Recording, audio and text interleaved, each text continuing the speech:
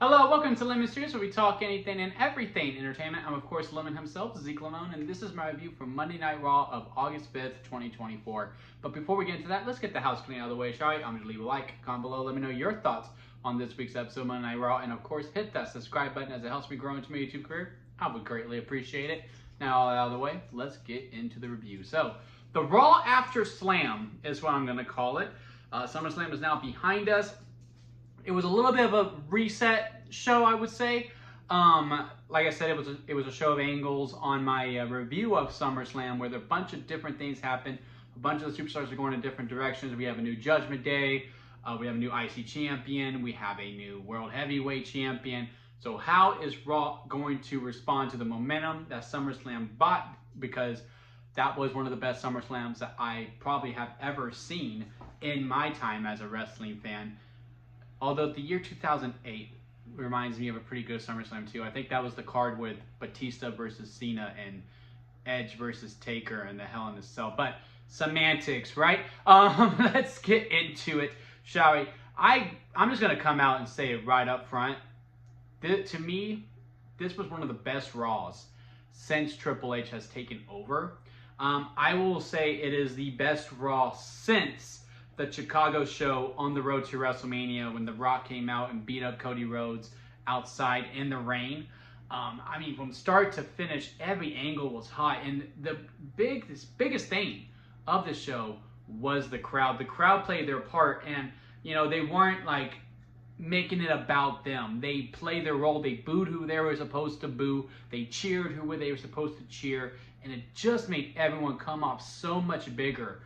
And regardless of what you think about this Judgment Day, all the way through when it was with Edge, his goal when he made this group was to elevate the talents of like a Damien Priest and a Rhea Ripley, who were, on the cusp, but like just haven't really figured it out, and to elevate them. And boy, did they. I mean, the pops that these two get. And Damien Priest, absolute amazing year. And now that we are done with this tweener, because we've been talking about it ever since post-Mania. Like, look, it's like he's working face, but he's still being a heel. He's doing like this in-between tweener type thing, and it just wasn't really working. Now that we are past that, and he is just full-on face, I gotta say, he is super comfortable. And it's just coming off so natural, and he just does feel like a true badass. And I just can't wait for him to get his hands on Finn Balor. I mean, that segment with him versus JD, which was surprisingly a pretty good match. It was essentially a handicap match, and I kind of wish they just did it because you're going to the DQ finish anyway with Finn Balor causing it. I think it would have came off even more. Now, I know you don't want to diminish JD and Carlito even more. I mean, they are going to be lackeys in this new Judgment Day. But I got to say, if they would have just done the 2-on-1, it would have benefited Priest even more, because it was essentially already that. And then Finn Balor comes out, and Damien's still fighting them off. Dominic and Liv have to come out, and they're all beating him up. And then This Is My Brutality hits. Bigger pop than when she returned, arguably. I don't know. She's coming out for blood. They share the hug. Damien gives like one of the best choke slams ever. It was just an amazing segment. One of the, like, that was, peak, that was like peak Bloodline level type segment that the Judgment Day did. Might be hyperbole, but I really, really did enjoy that. To me, it was the moment of the night. And I also like Finn Balor's promo before. I really am hoping, like, as we go on down, that Damien does acknowledge that, yeah, he was a little bit of an ass when he did first win that title, because he did demean them. And I can understand why Finn was like, no, you started acting like a douche as soon as you won the title, which is why I turned on you. But we also tied it into a whole year ago when Damien cost Finn the title at SummerSlam and that Money in the Bank. So make that the thing, like Finn was like, I waited a whole year to man up. I hope they go back to that. The main reason was that Damien was starting to act like a douche once he won the title. And Damien can go, you know what? Yeah, I'm right. But you're still wrong, because he is so over. And again, his promos have just elevated to a whole new level. And I am very excited to see where this goes. There is a lot of great storylines going on through Raw, like CM Punk versus Drew McIntyre and Seth Rollins. And I love what they did with the writing on this show too. Like, they really were able to be like, okay, we're not going to put Seth in yet. We're going to wait for maybe when we get to the Rumble, or maybe it's at Survivor Series, we do this triple threat match between them, or we do Seth versus Punk round 1 at Survivor Series. But how do we get Seth out? Okay, well, Bronson Reed ain't doing much. Let's heat this boy up and let's acknowledge it. Seth and Punk want to kill each other. However, Punk has some unfinished business with Drew, and Drew's like, look, I deserve your attention because I still have the bracelet. Punk goes out. Bronson earlier is going on. Why is Sheamus getting matches? I beat him. Why am I getting matches? Okay, I'll make my own way. And boy, did he. This was a great way to heat someone up. I mean, when he hit one tsunami, and then he hit another, and then when he hit the third one, that's when the crowd was like, again. And he said, word, and he did it again and again. I mean, I swear, I think there was like 7 tsunamis. And every single time the crowd was just like, yeah, he did. It was great. Like, the crowd responded perfectly. Like, he looked like a monster. He felt like a monster, especially with Seth coughing up blood. And again, the writing was so great with that too, because now Seth's like, all right, Punk, you're still occupied with Drew? Fine. Well, while you're doing that, I'm going to deal with this guy who legit tried to kill me, and we'll go from there. Then we'll face each other later on down the road. It was beautiful. It was great writing. Now, as for the matches themselves on this show, in which some of the writing can be elevated, this whole Damage Control versus Sonya Deville's group, especially with Sonya Deville, it is very, very wash, rinse, and repeat. Now I get it. They jumped Damage Control, and that's why Damage Control was out. So that's why Damage Control wants some revenge.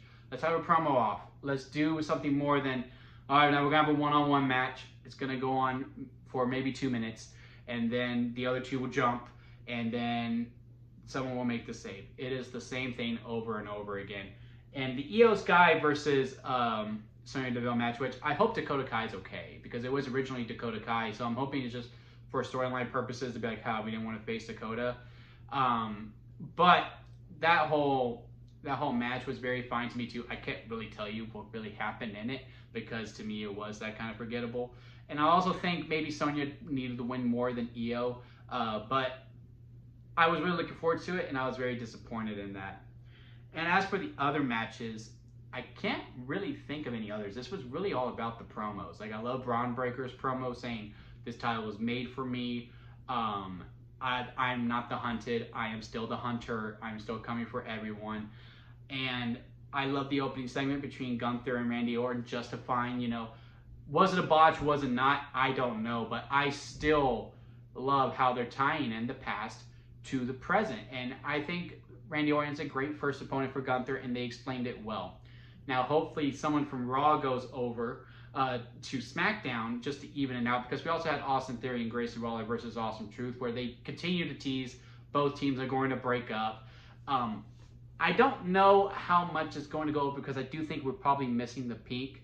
I do think Miz is still better as a heel, so I am more interested in that one. The Austin Theory versus Grayson Waller one, to me, is going on a little long, but still overall looking forward to it. And then, I mean, yeah, overall, I just really love this show. But I almost cried at the end because of the Wyatt Six versus American Made. I actually kind of like the name. I know some people don't like it that I saw online, but I dug it. I dig the name.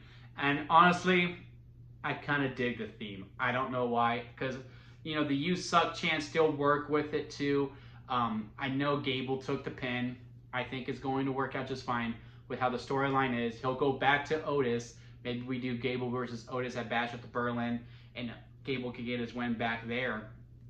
But just seeing them going and hearing Aragorn doing the yeah, it was just a really emotional time. And also, I like how it wasn't no spooky nonsense. They took their mask off, and it's just an aesthetic to them.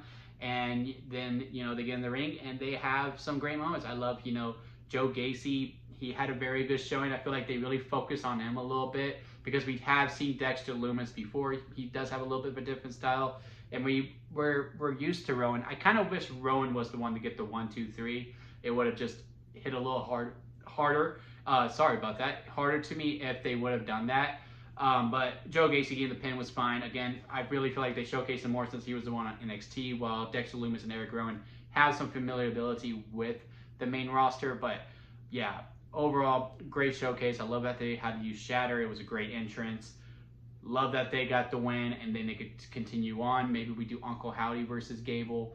But yeah, overall, again, this Raw was absolutely fantastic to me. Again, I do not have many downers besides the Sonya Deville stuff with Lyra Valkyria and the Damage Control. It's no fault to the performers. I just think that's where there's so much care within everything else with Bronson Reed and Punk, Drew McIntyre, Punk, Bronson Reed and Rollins, Punk and Drew McIntyre, Gunther, Orton, the Judgment Day, so on and so forth.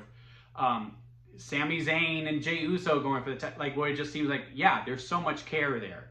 And then here, it just kind of feels like an afterthought. Like, they obviously want them to be on TV, but they're giving them bare minimum time. And again, the angles are kind of watch, rinse, and repeat. Now that Zelina's gone, it feels like Lyra's just taking the Zelina spot at this point until Damage Control is over. Just give us promo time. Let them talk.